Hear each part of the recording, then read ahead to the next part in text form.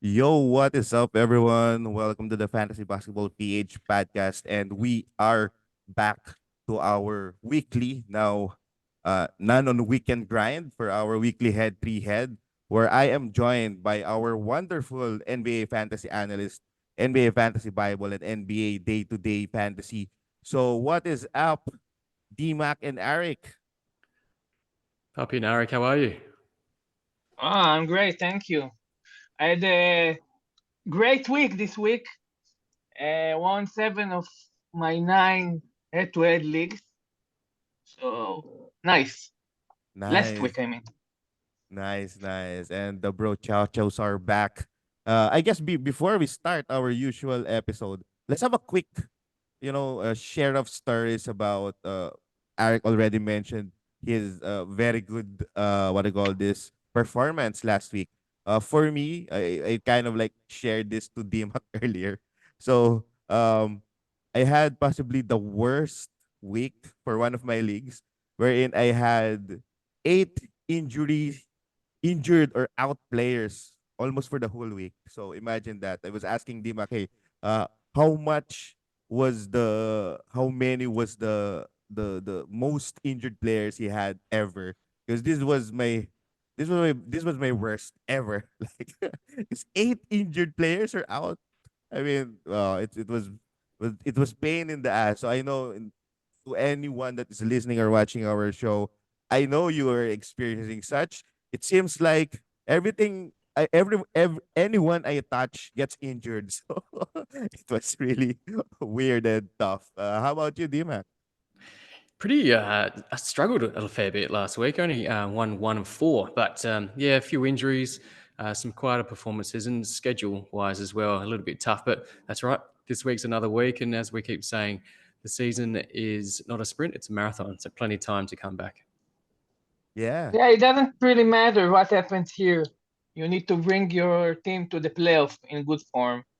That's it. for sure. And That's not what that's one of a lot of reasons I prefer Roto. yeah. Every minute count. And I'm beginning to appreciate that, Eric, because I also have a roto, and then I don't know in the past days, maybe because in one of head-to-head leagues I was really pissed because of all the injuries, so I diverted all my attention to my roto league, and I was having fun. I was really strategizing. I was I'm trying to look forward, and I actually did my first ever trade. By the way, shout out to my good brother Noli Cruz, my partner as well, in one of my fantasy projects. So I actually traded to him some promising guards. So I traded my Cade Cunningham, who is someone I've been trying to trade for quite some time because he's killing me in in the Yeah. turnovers. Yeah, and then I coupled him with a very good sweetener, Keontae George. So who would have, I thought that, hey, if I needed to dispose Kate, I need to sweeten it up. So I got one of your favorite guys, Eric. I got Triple J, and then I chose his worst player. So I saw Killian Hayes. So maybe he wanted to get rid of it because eventually I'm gonna drop Killian Hayes. So it was Triple J and Killian Hayes for my Cade Cunningham and Keontae, and I have a lot of guards. So that's the context. And I'm losing in, of course, turnovers, field goal percentage, and blocks. So I think I'm hyped because in Roto, I do believe Triple J should be up there in terms of value, right? If you compare to Cade, he's much better this season. But I'm really pessimistic uh, about him as a elite player like he was last season. But I think you got a nice value there For sure, in for this sure. trade. This is something that really I won't take much of this. Let's have a different episode on it because this gives flavor on how you actually assess trades because technically it really is based from what you need in your team, and sometimes if it's not commish decision, if it's league votes, it won't push through because it it's more than 10 subjective analysis just for a trade. But yeah, let's talk about it on a different episode. So in our weekly episode, we are going to tackle and discuss this specific question that usually comes to everyone's mind. What should I do with this player? Right. So we're going to list down several players and we're going to share our thoughts. Again, these are a couple of names: guards, forwards, and bigs. So this time, let's start off with the bigs. Last time we started with the guards. I'm gonna start with Arik because his this is one of his guy this year. Carl Anthony Towns really performing very well. I felt stupid in the beginning of the year when I said I'm really, hot for Towns, and he started the year so bad, but he's now steaming hot. And I don't think you should, sell high. I don't think that selling now is high. I think he's a keeper. He is already ranked 27th per game, and I viewed him as a second round player. He's very close to be a second round player, so he's a he's about where I thought he would be. There you go. Anything you wanted to add, Daniel? I think you do so high. In the last couple of weeks, he's been a first rounder. So I think he will, as Eric was saying, he will settle into that second round, possibly even a third round value. So I will, if someone can be convinced that he will stay as a close to first round or second round, first or early second round player, I would say that you'd try to sell high on that because he's on fire at the moment. I don't think he maintains that across the season. So if you can get a first rounder, you would take that. Otherwise, you settle in for the ride and you enjoy it. Yeah, and I then I, re- I really don't think that someone will give you a first rounder for him. Of course, I agree with you. If that's the case, then take it and run to the hills. But I can't. I don't see someone giving him. Someone really with that value. But if Only, yes, only takes one person in your league to be convinced otherwise. yeah, there's you're correct. always You're there's correct. always an outlier. Mm. But for me, on point, something I would like to add is just a big props for the Minnesota Timberwolves. They're doing a great job. In the preseason, I've mentioned this like couple of times. I was really impressed on how they mesh together, especially defensively. The way they handle switches, the way they handle the wing defenders, definitely solid. It just so happened that Jaden McDaniels went down, and apparently his real defense doesn't translate in fantasy. So yeah, I saw your post, D-Mac. You mentioned something about him, I don't know, being dropped or whatnot, and I totally agree, especially with the injury and Kyle Anderson playing better, Anthony Edwards playing better defense, NAW is actually providing value as well. So totally agree on that. Um, Cat was doing well. How about someone who are isn't doing well? Jabari Smith Jr. Mm. What can you say about Jabari? Because I remember before he was his value or stocks went up after people seeing him improve and get on fire during preseason. Me, I was torn because last year I had him as a rookie and I witnessed all the breaks that he did last year. So I was thinking, oh no, it might happen again, maybe just because of how he plays. But then again, changing coaches and all, I was also hopeful. I'm gonna be honest, but now it's well, he had a very good game last time. But what can you say, D-Mac, about Jabari Smith? Because some people are really dropping him.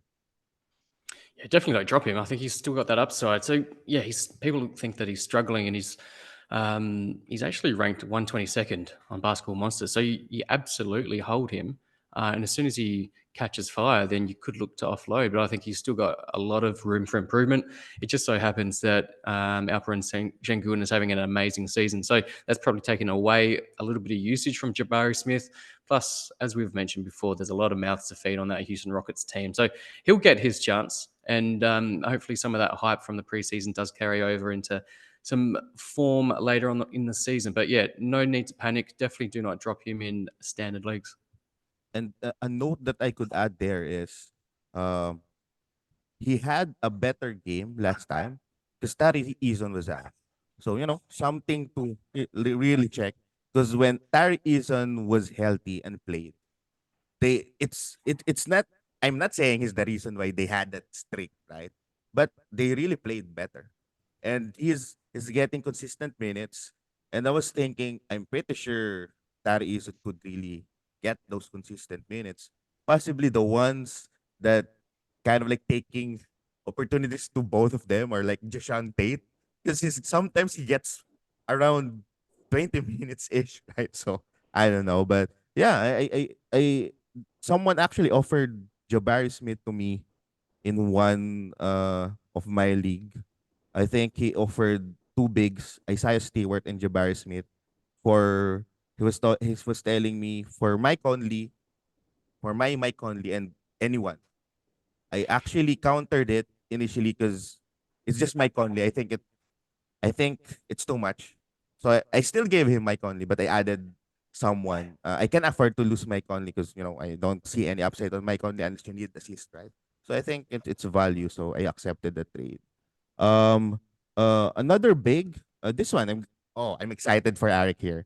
So we've been counting the games he'll play. Zion Williamson is actually, a little bit healthier. So, do you have any change of hearts yet, or is it too early, Eric? He is healthy and he finally played a good game. Okay, a good fantasy game. Okay, because in real life he's a beast no matter what. But finally, he got a game with steals, blocks, some fantasy value. But it's really early. This is about the time of the season where people starting seeing that the players that the injury prone players are still healthy and start to believe that they will stay healthy. Okay, so this is about the time that you need to unload all the injury prone players as I see it, all the Durants and the Stephs and the players that are hot, and and Davis, all the players that that are in risk, and now you can get the highest value for them because people starting to think, oh, maybe this year will be the year that they will be healthy. Okay, but we're only 13, 14 games into the season. Okay, most of the players, there can be a player. Most of them, wouldn't or hadn't been injured by now last season as well. But it's a long season. The body gets tired.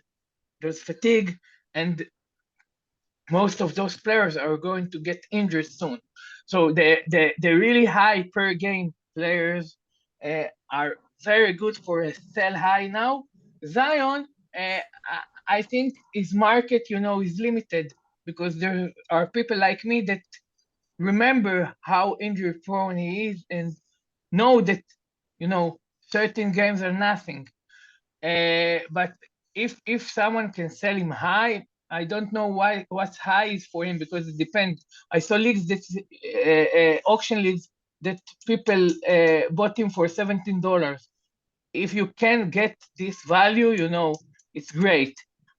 If I had Zion, I would sell now. Okay, but that's me. I don't trust his health.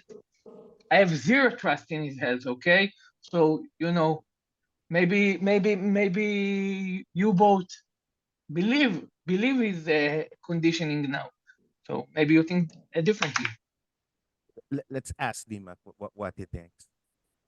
He had a terrific game in the last game, But before that, his output's actually been diminished. Yes, he's been healthier, but in terms of his overall rank and his value to your team, he hasn't actually been that good. So maybe it's a trade off. So the output's not as good, but he's staying a little bit healthier. He's played 11 games, so it's the same number of games that Brandon Ingram's played, um, which is decent for Zion.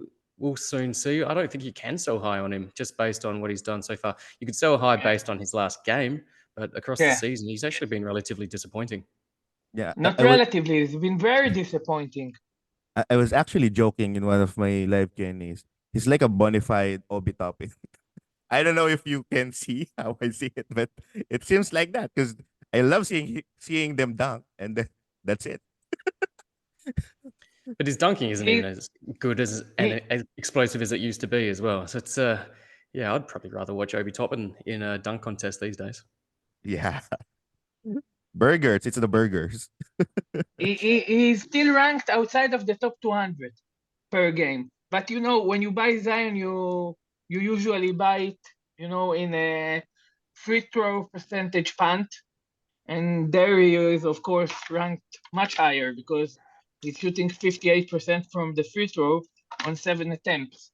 So if you're punting three free throws, so maybe for a player like this, that after the last game, but actually I do agree with you that sharp player won't buy him, won't add him now, won't trade for him for both of the reason. He's disappointing oh, and he's really injury prone.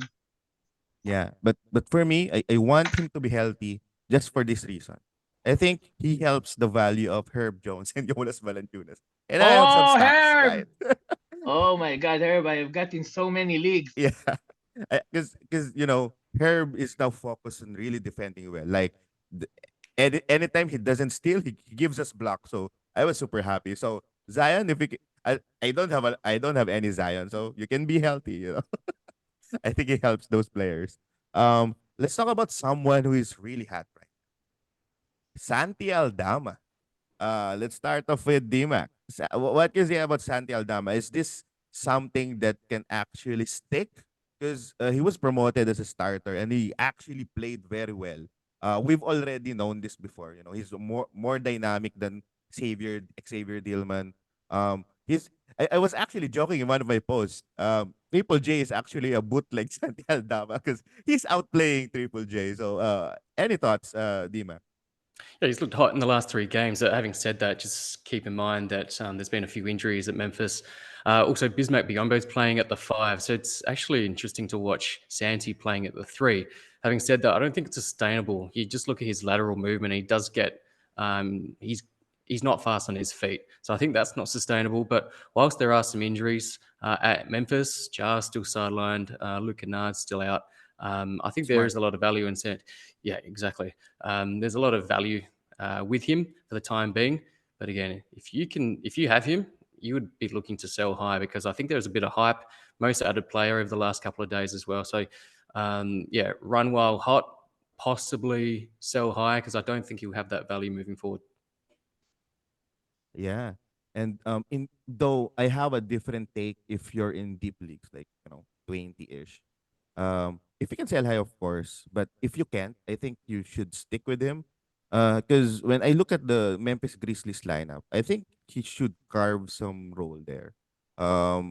It seems like they play better with additional scorer that can also defend because they really value defense, and the fact that they don't have any really healthy big, maybe he gets some of those opportunities. Well, this is for deep leagues alone. So if he sticks with the rotation for around 20 minutes ish and gets, I don't know, uh at least double digit scoring output, like 10 to 12, 4 rebounds, and he doesn't block that much, but maybe 1.5 threes. I think that could definitely be of value in deeper leagues, especially that he doesn't really hurt you that much. And keep in Eh, mind that when the Grizzlies played the Lakers, he just came out all guns a blazing. He was taking all the shots. He looked really impressive. So from that time on, it's just looking like he's carving out a nice role. Having said that, keep in mind that Xavier Tillman's been in and out, mainly out of the lineup just with injury at the moment. JJJ struggled a little bit, as we sort of spoke about earlier. But it is interesting. When Steven Adams went down, we thought, well, there's a chance here that it's either Tillman or Santi Aldama. Aldama missed quite a few games. Tillman came in, looked okay, didn't have the upside, but now Tillman's out. Aldama's playing more at the 3. But it'll be interesting to see once everyone does come back. Yeah, that's going to be a big lineup if he plays on the 3, and possibly let's see if that works in their defense. Apparently what I see here as well is they really need the outside shooting, because Kennard was out. It was low key important in how they play. They really need to stretch the floor. So aside from Bane and of course Triple J, nothing is really reliable. And as you mentioned, he was scorching hot. I don't know, 5+ snipes, right, for Santi Mm. on that game. So pretty interesting. Um, I I don't want to be a pan, Arik, because this next guy is a little bit old. I didn't intended that it falls to your lap, Arik. No, No, that's okay. That's no okay. offense. So we draft Al Horford. He's not really contributing that much, but apparently, at least in my leagues, there's only one league that he was dropped, and people are really sticking to Al Horford. So is there really a scenario where he improves? I don't see it. I don't see it. Al Horford helped me a lot last season, uh, and I've mentioned it. But this season I was really cold on him. He's too old. And yeah, when he sees Embiid, something happens there, and he becomes a beast. Okay, so he had run really good game against Philly. Okay, he owns Embiid. It's funny to say, but Al Horford owns Embiid. Okay, he killed him in the playoffs. Last game, he from nowhere 4 blocks, and a big line, but I can't see a season long value for him. He, there was a game when he shot from outside, goes in, and there it can gives you, a solid line if he blocks, but too much things need to happen for him to have, a strong line. Usually it's low points, low rebounds, low assists, sometimes no blocks. This is one of the cases where the no turnovers doesn't mean anything because it doesn't give you almost nothing except it. Okay, so here the thing that he doesn't have turnovers a bit gives him more value, but I don't see it. This is one of the cases that I don't view it as value because it doesn't bring anything else. So, in my opinion, he is not someone to hold, to keep, to add. Is a clear drop.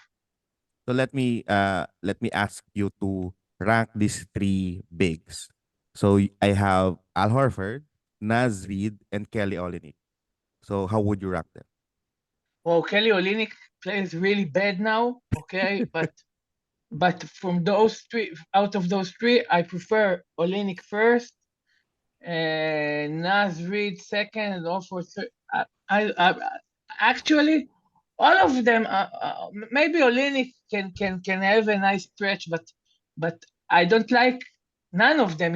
I think all of them are deep league players. Okay, I won't add him in a shallow league, uh, and it doesn't depend on my punt. Nas is gold if one of the bigs of Minnesota is out, is a pure gold.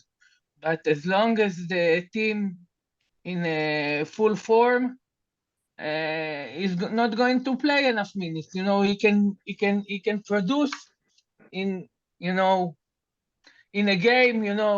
When you take an arbitrary game, he can be great and have out of nowhere in 18 minutes 20 points and 6 rebounds and 3 3 pointers and a block, but it's not enough minutes.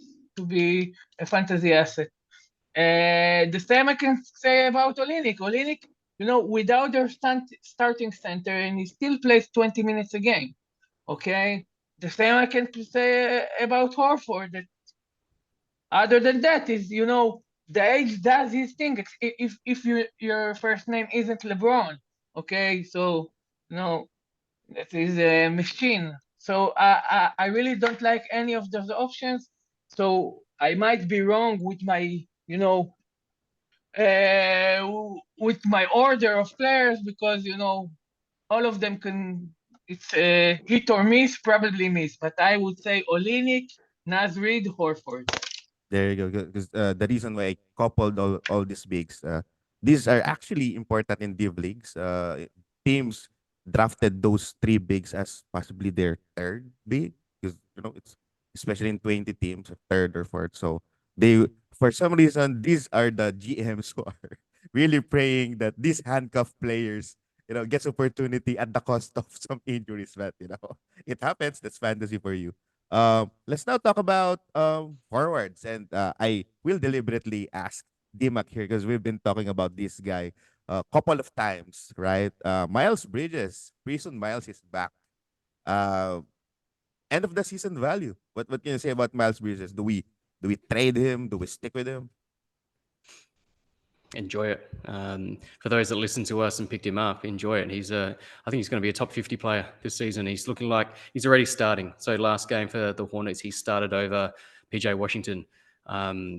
It was just bound to happen. So I think you enjoy it. He actually shot the ball pretty poorly in the last game, but still had an awesome line. He's bringing the rebounds, bringing the assists as well. And he will get those defensive stats too. Top 50 in store. It's looking like he's, yeah, back 2 seasons ago when he was that top 40, top 50 guy, he hasn't really missed a beat, which is really surprising. So being out of the game for 500 plus days, it's outstanding to watch. It's just a shame that he's a horrible human, but he's a great basketball player.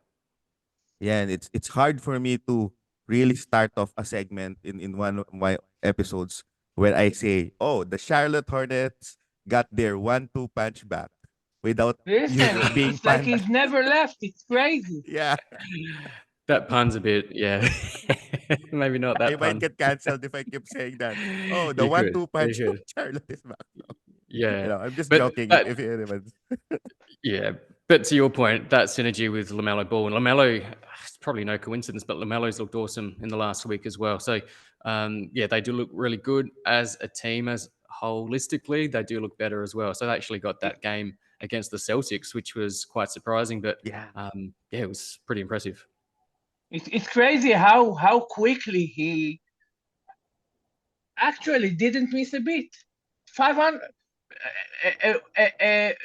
more than a season out, and he looks like he played, a week ago. It's crazy. It's really crazy. For all I we know, I have to say, he spent a lot of time in the gym, putting up a lot of shots. I did see some footage from the gym, and he actually looked garbage. So I'm glad he's actually brought it to these games. He's looked very impressive. I have to say I was really wrong about him. I was sure that that it will take time and maybe there will be some mental issues. I guess when you don't have conscience, it's easier not to have mental issues. I, I guess he was physically ready off the bat. So okay, let's now talk about this is going to be interesting. I'm gonna ask this to Arik. Keegan Murray. It's been up and down the start of the season. Any thoughts about Keegan Murray?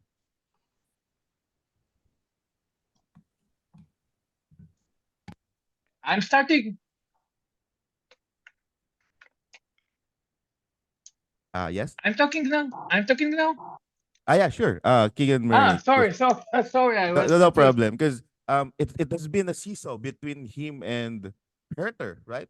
Start of the season, it was Keegan Murray on fire, and Herter is Actually, is Keegan not. Murray hasn't been on fire yet. The start of the season, Keegan Murray had a lot of defensive stats. Yeah, there you go. His Yeah, shooting, his shooting is really under par yet, and most of the games he wasn't that good. But the defensive stats is a really good sign because because he really lacked them last season, and we know that his college numbers are great. So now he's got 1.4 steals and 0.6 blocks. Two stocks per game. It's nice, and the field goal percentages are still poor. 39% is three. Sorry, 3 point percentages are really low. So he's supposed, as I see it, he's supposed to be ranked higher. I don't think that his stocks will go down because, as I said, in college he was he made a lot of defensive impact in numbers, statistical impact. Okay, so he had, I think, uh, 3 blocks and 1.6, no, 1.9 blocks. I'll check it out now. I'll say to you. But now the only thing that's missing that his shot will drop. So he has a small injury now. Uh, I don't know. He's questionable for next game with back spasms. I think he'll be back soon, and at some point the shot will go in. So if he's now ranked 73rd per game, I think he can be easily ranked 60th per game, something like that. Even in the 50s. And I also think the presence of the Aaron Fox should help the Kings shooter. They started off without the Aaron Fox for several games, and I think if you have someone like the Aaron Fox penetrating and then getting more kick out plays to the shooters, should give them better looks, right? So I think let's see. Let's monitor the upcoming games for Keegan Murray. D-Mac. Here we go. Here we go. In Ah, there college, you he go. had 1.3 steals and 1.9 blocks. Okay, so it's a player that we can't be sure that it's translated to the league, but it's a player with a lot of upside in that section of the game as well. So I think buying now isn't bad option, but I'm not sure that you can really buy a lot cheaper than his value will be. Okay. And we need some more Keegans and Hurters over more Barnes, right? So maybe this is Yeah, the of year. course. Maybe this is the year they completely do that. DMAC, let's go to one of the most, or possibly I think this is the most popular team in NBA, the Los Angeles Lakers. Let's talk about Austin Reeves. Um, is the expectation already there, or do we expect him to be better than he is providing right now? Because it was started really off. He's now picking up the tempo. But what can you say with regards to his rest of the season value? Because me personally, I'm totally optimistic with Austin Reeves. I think there's more. So do you think it's a good buy right now? Oh, you're on mute. Uh, There we there go. you go. Yeah, so I think he's a good buy. He's looking more impressive coming off the bench. And of course, LeBron and AD won't stay healthy the entire season. So when that does happen, then there's going to be more usage for Austin Reeves. He will go back into the starting lineup at some stage. He, he's still playing third, if not fourth fiddle on that team at the moment, but there's plenty of room for improvement. So I think he's definitely a buy low opportunity. Having said that, he has looked good in the last couple. So maybe that buy low opportunity and that window is closing. So I'd get in quick. Yeah, and the thing is, it's so this depends on your league and possibly in your location. Because here in the Philippines, the Los Angeles Lakers is big to the point that getting him AR-15, it's there's like this different value in terms of naming the names that these players have. So unfortunately, even though we know the value and all, we might think it's buy low, but anyone who owns him might, doesn't look at it that way. They might be a believer as well. They may be a Lakers fans.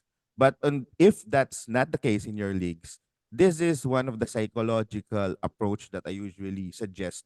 Not only looking at the stats, but if you check their Facebook page or personal profiles and they have Los Angeles Lakers banners there, then you can leverage a player like Austin Reeves because it's big for them. Before I go to Arik, let me go a back to back forward question to you, D-Mac. You've been posting this guy several times. Bilal Coulibaly. Um, I'm super excited in his second half value for sure. But this is at the cost of your boy, Jordan Poole, who Mm. has been placed in the trade rumors right now. So I'm gonna give you the table. Bilal Coulibaly. Is he your new guy? Yeah, French. I love the French. But yeah, he looks really impressive. We knew about his defensive pedigree coming into this season. We just didn't think he would get the opportunity. Now he does have the opportunity. He's consistently playing the high 20s, if not 30 minutes per game, which is really impressive. Plus the rumors around Jordan Poole, a few others on that team as well. So I think he's great opportunity, particularly later in the season. I have him on one of my rosters that happens to be a keeper league as well. So it does value those younger guys a little bit more. So those that do have him, I know often people would like to go, I need instant production, but I think moving forward, he's going to have a um, more opportunity just with those guys that are struggling at the moment as well. Yeah, very, very good stash. Is on top of my top three stashes that I have in my list. My number one before now you can actually play him. He's not already a stash. Deontay George and I have Scoot Henderson because he's back on the G League, right? And then we have Hill Bilal Coulibaly. Let Koulibaly, I don't view him as a stash right now. He's got value. He's ranked 82nd in the last 2 weeks. Okay, he's got a nice value, and he can contribute in multiple areas. So I view him as more than a stash. Yeah, then that's make it better, right? Um, let's now talk about possibly uh, uh, this guy is my candidate to possibly dethrone Nikola Jokic as the number one player in fantasy. Arik, Tyrese Halliburton. I know you love some Tyrese Halliburton. Oh, There you you know what? go. I was so hot on him before the season, and I'm sorry that I don't have him in more leagues. Okay, in Josh Lloyd's league, I have him, and I'm his lines are whoa are just crazy. To have a player that give you 15 assists and then 16 assists, and then you see 9 3-pointers. you know, it's like Insane. you know it's like half a roster. And I'm finally winning assists. For me, that I don't fond of this category because all of the players that most of the players that gives assist are going prematurely in draft. So I finally win the category. It's new to me. What can you say about him? What can you say? He and Shea are two crazy monsters with lines from out of space. So exciting to watch, so exciting to have. There, both of them are players that every second on the court that they're doing something, just like Jokic. Okay, the same idea. Okay, they can steal the ball, block, assist, 3 point, a lot of points, great free throw percentage. Super, super, super exciting players, and nothing more to add. I don't think he's a sell high because I think this is him. Okay, you can't get more than him. Okay, if you can get Jokic for him, I would do it. Okay, but this is the only player that I'll do it. If you can get Shea, it depends on your on no on your build, but no. I don't see how you can get you if you can get a huge crazy package for him. Okay, so maybe it would be worthwhile. But if you're looking at it, it it is he a top two, top three player? Yes, he is. Yes, he is. Okay, I was really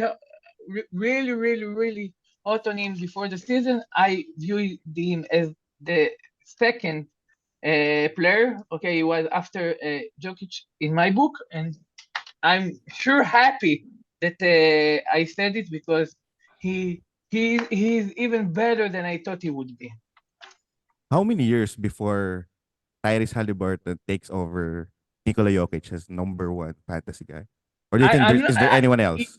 Yeah, you have Shay. Shay is is the same crazy, gives the same crazy stats. Different stats, but almost three steals a game. So every game I'm saying this game is going to be is going to cool off, and the game doesn't come.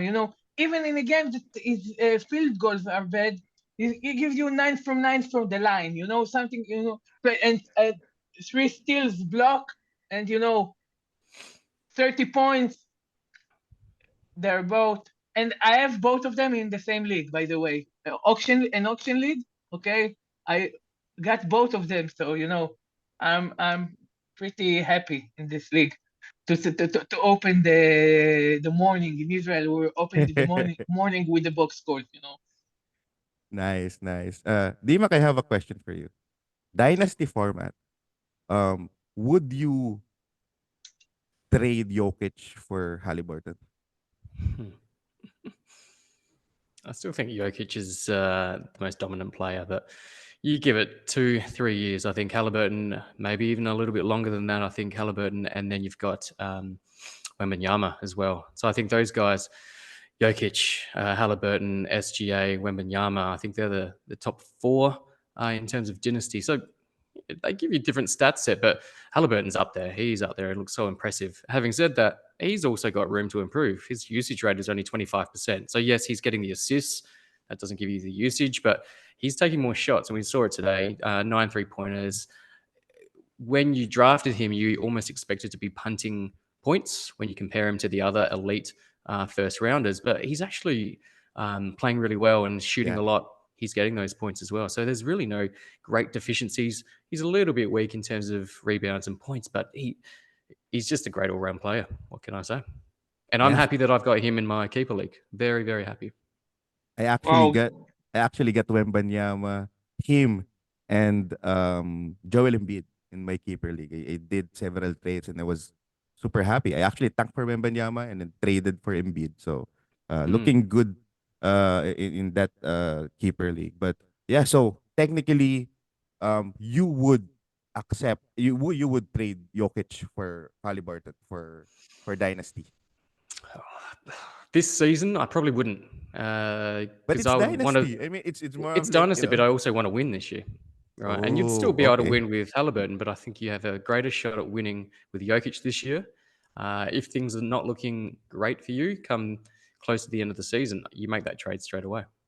Yeah, and Jokic just did almost a 30-20-20 game couple of couple of days ago. I was really, oh no, he's doing it. He's doing it. I was hoping he did that, but Yeah, and the thing we is with Jokic, you come to expect it. And the only poor game he's had, he was ejected as well, so he missed half the game. And it was still a decent line, to be honest. But yeah, it was poor for his standards. So you expect it from Jokic. When you see these massive games from Halliburton, it's beautiful, and we see it more often, just not as often as and as consistent as Jokic. what if you own Jokic in dynasty leagues and someone offers you a Wembanyama +1, Mm, would you decline it? mm. Again, dynasty leagues. What- What's the +1? uh me, Jordan Poole. He's only 24 years old. He's got a lot of room for improvement. Yeah. Dynasty. Ask me in a few weeks. Again, it really depends on your standings. It Sure, depends on your sure. standings because I love the dynasty concept, but also I want to win. I want to win every Yes. season. So I'd probably still stick with Jokic. There you go. because I've been getting this questions. It's I really like those type of questions because it if you're put into that situation, it really gets the best of you. It's like pouring the brain cells to decide, hey, do I win now? Do I plan Mm. for the future? Can I win now and still have the future? So that's why I really love dynasty leagues. Yep. And you Um just never know what's going to happen in the future. So I would always take the win now, if possible, win now, and then if you are rebuilding, you take that Wemby trade straight away. But I like to win at every possible stage. there you go. Yeah, I, I have to comment because this is the one of the things that are really hard in dynasty. You know, the balance between win now, and building a team for the future. When exactly like you, D-Mac, I want to win now. It's hard to me to pass on a season.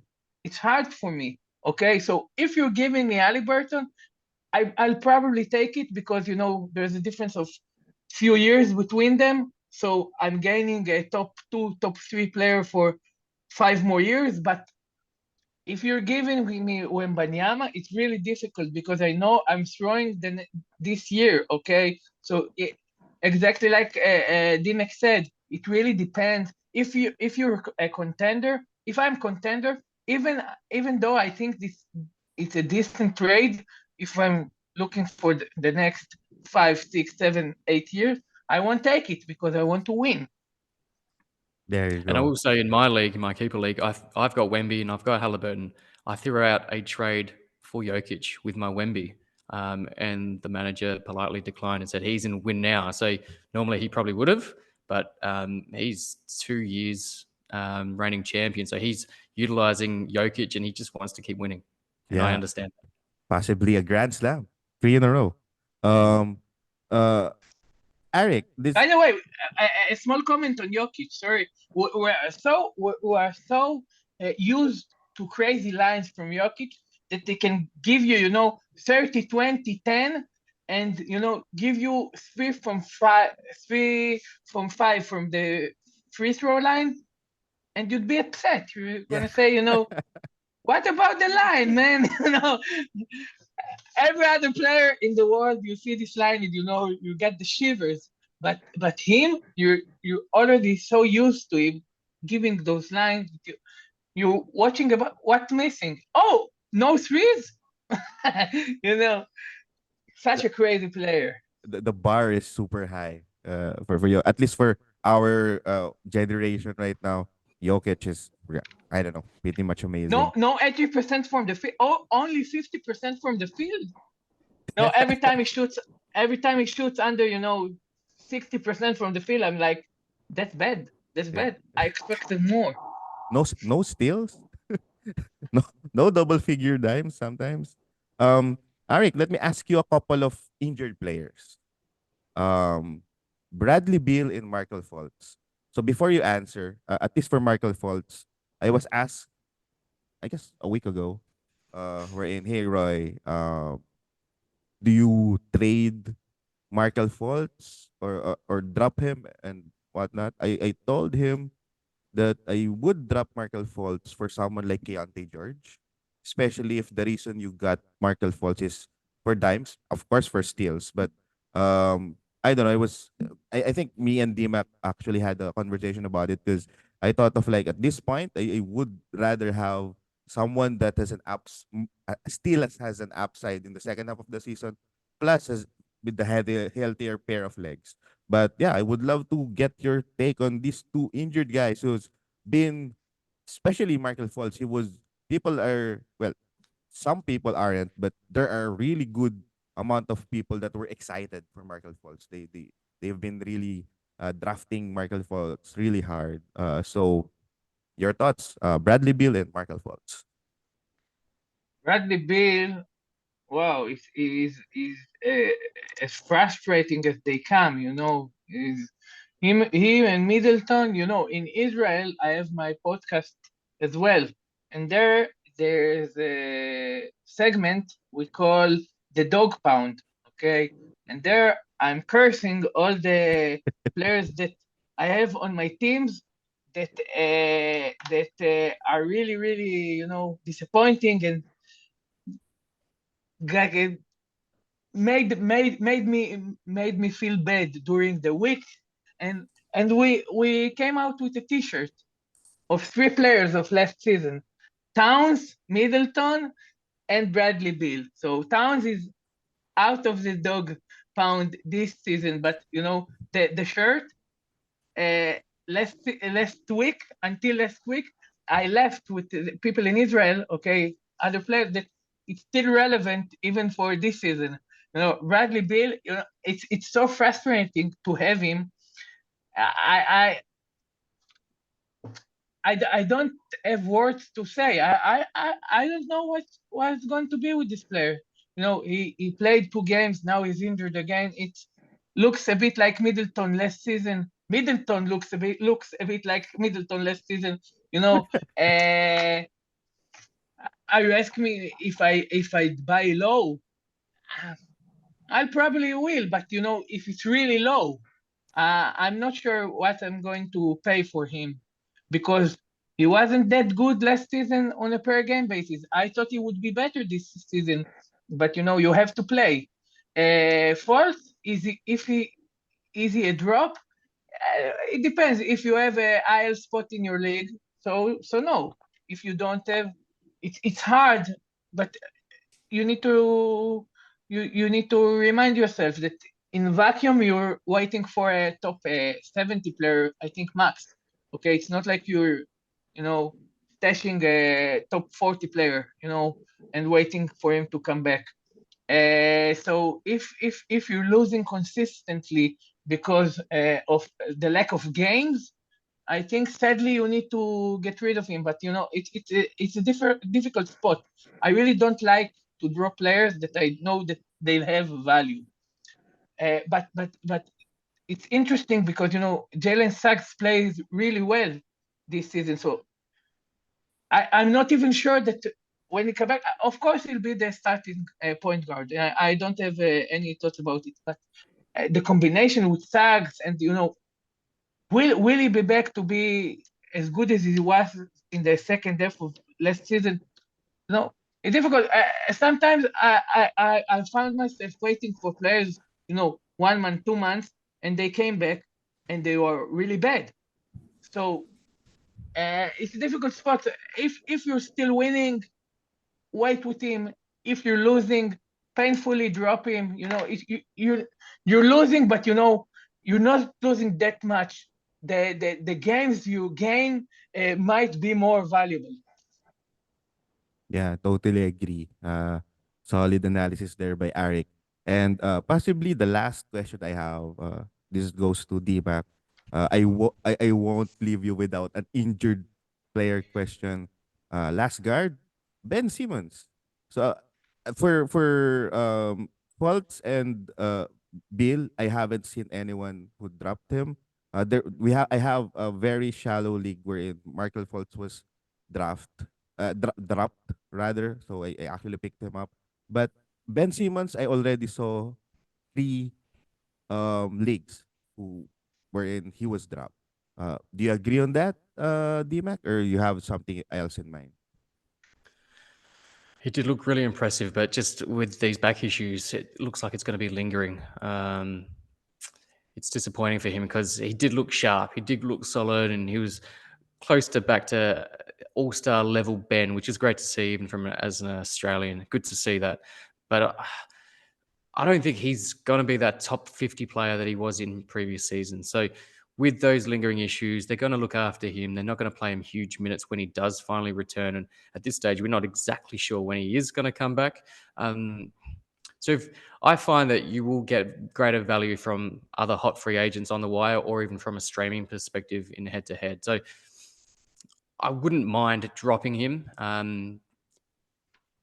particularly if you are struggling. But it's one of those tough ones. It's just because of the question marks around his health that I probably would drop him. There was actually a report that I read wherein I don't know if it was his manager or the Brooklyn Nets medical guy but they are saying that, oh, it's not a week to week thing. It should be just a day to day thing. We just need to do some stuff and all. So I think it was optimistic, but I also think it's a little bit shady just because of how they handle stuff. But totally agree with D-Mac here. It depends on your situation, but um, Arik actually explained a very a lot of good point in handling and assessing on when you should actually consider dropping an injured player or especially with someone with potential. So I don't have anything to add there.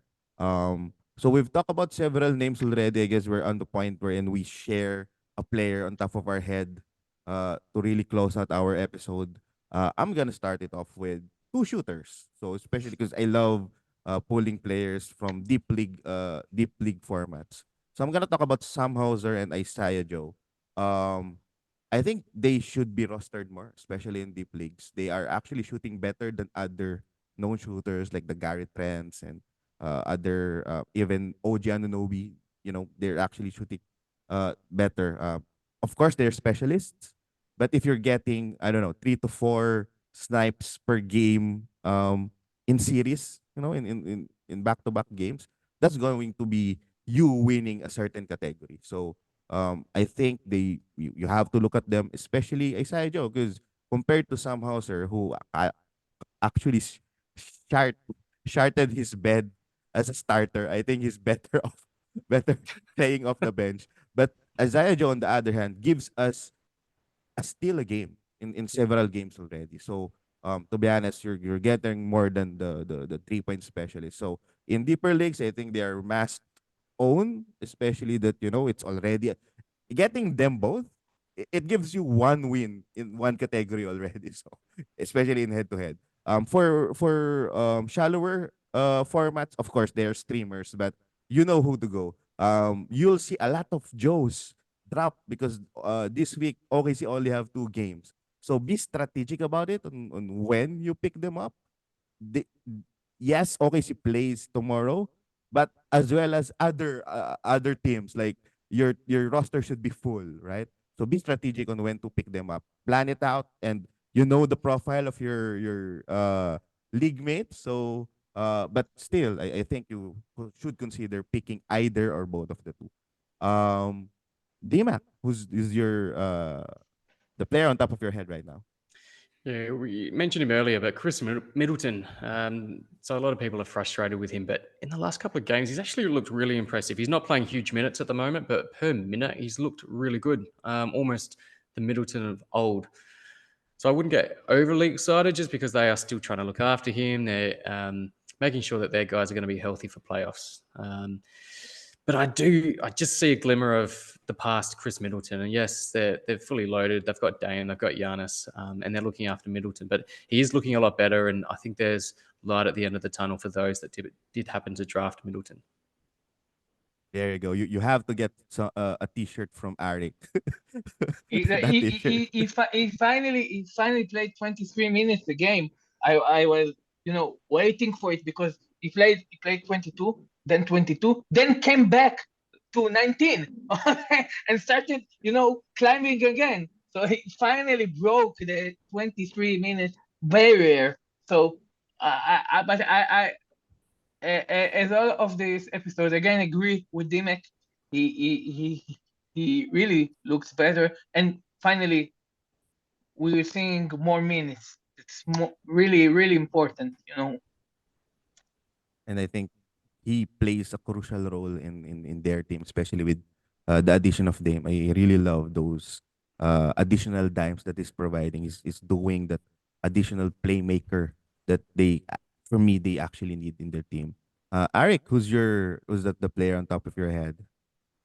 The funny thing that the player on top of my head is a player that you shouldn't have, not a player that you should have. There you So go. if you want, I'll change the player that I have in mind. If you want me to talk about some successful player, No, I but love it. I love the twist. Give us someone we don't want in our team. I think that there are some players that people refuse to drop because of their name, or because they think that they're waiting for something to occur that just won't. And I think the best example I have for a player like this is Gary Trent. Okay, Gary Trent is still owned in more than 40% of Yahoo leagues. Okay, and he's a drop in the app, in the day-to-day app. We tagged him as a drop, weeks ago when he was more than 60% owned. The player got nothing to do with fantasy, and it's crazy people own him. If he's not a starter, he shouldn't be owned. And he had finally a good game. The game before the last one, people started adding him again, thinking. And it's not like he had a crazy game. He had a decent game with 16 points. He still had one rebound, okay? Just few assists, but he's had, I think, one or two defensive stats, and finally scored the ball.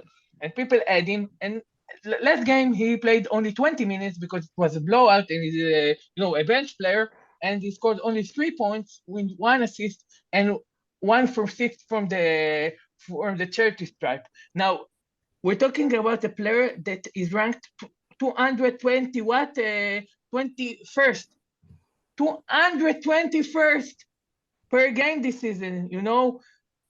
He's got is the only thing he's doing right, is getting 3 pointers and doesn't turn over the ball.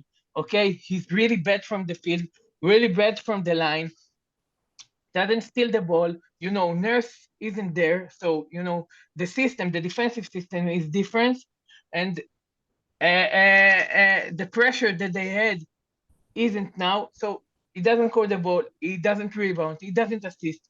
Why the hell 40% of people have him? Even if you play, and I don't play, but even if you play in points leagues, he's not rosterable.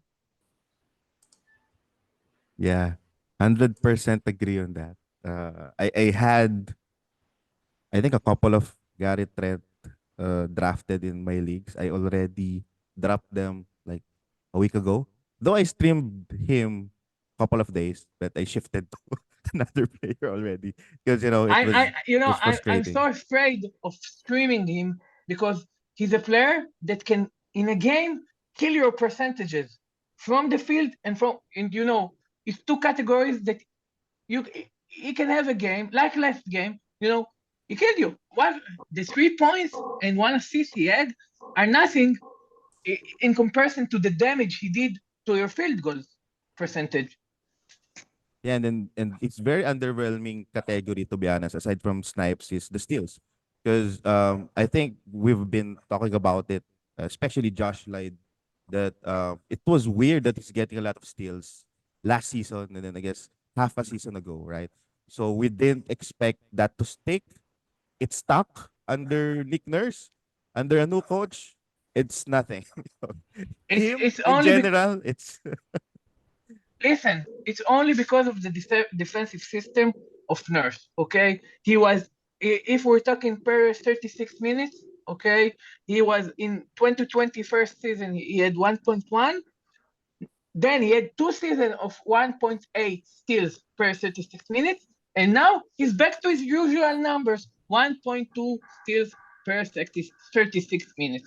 Okay, he's not good at it. He was good at it because, okay, again, the difference of Nick Nurse, the difference was, constant pressure. You want to get as many as deflections as you have.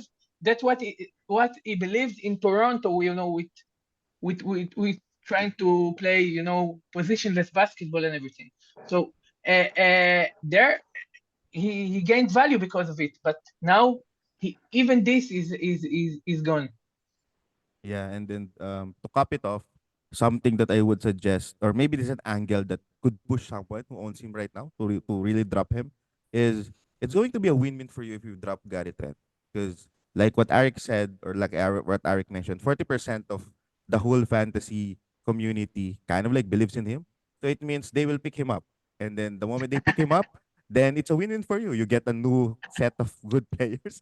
And whoever picks him up possibly gets one steal, one snipe, and a shit field goal percentage. So, maybe that could push you to drop it, right, Arik? Exactly. Okay, so it has been a very nice episode again. I love being with my bro Chachos every week, and comment out in our shows if you like this type of format. If anything you want to add, totally fine. We'll try. I'm gonna try to set up a Q&A with these two guys soon. It's just going to be tricky because live Q&A is really it's it's like a rapid fire episode, so I need to really prepare for it. But again, we would love to get your feedback. D-Mac, anything you want to plug? You've been busy as well doing your episodes. Yeah, so Calafonte, we're doing Between Two Hoops fantasy show. So we do that every single week. So we do weekly reviews and the upcoming weekly preview as well. So check us out on YouTube. Obviously, follow us on NBA Fantasy Bible as well. But yeah, give Calafonte a follow on Twitter. Yeah, for sure. And then I am actually stealing some of D-Mac's posts because he's been really doing the hard work on it. So why not retweet it and add just a couple of things instead? So thank you Yeah, for really appreciate it. No, being thank that you. consistent source of information, D-Mac. And again, shout out to Kayla. Soon, I hope you could actually step in the show. Speaking of business, Arik in his group has been updating their heads out of their heads with the day-to-day fantasy app. I've been checking it a lot. It can't be if there's someone that I think can be consistent, to be honest, I would put Arik on top of the list because every time I check my phone, there's always a notification. So again, guys, if you haven't really downloaded the day-to-day fantasy app, you have to do it. So Arik, I'm waking anything up you want to share? 5 a.m. every morning to update it before work, okay? To have the time until the kids wake up and everything, and I need to go. I'm waking up in advance, doing everything I need, so everybody will be content and know who to add, drop, stream, or hold every day. Arik has been doing it on behalf of us guys. So it's just a matter of downloading it and then having fun using the app. So again, if you really want to win, if you want to get a different take and someone who really puts in effort in analyzing these players every day, then I'm highly recommending Arik and the day to day fantasy app. So go ahead and download those apps, guys. And of course, NBA Fantasy Bible and Kayla with their uh, shows. And for me, I know I'm the most inconsistent among us three. Sometimes I get caught up really with a lot of different stuff. But follow us three. And again, we need some feedback because we're trying to create good stuff for you guys. If you can let us know which parts we can improve, anything you want us to add in our episodes, please do so. Okay. So with that said, thank you so much, D-Mac. Thank you so much, Arik. Guys, happy week 5, right? We're already in week 5 and there's more week to Yeah. come. And the three brochachos will always be here to help you out. Bye, guys. Thanks, guys.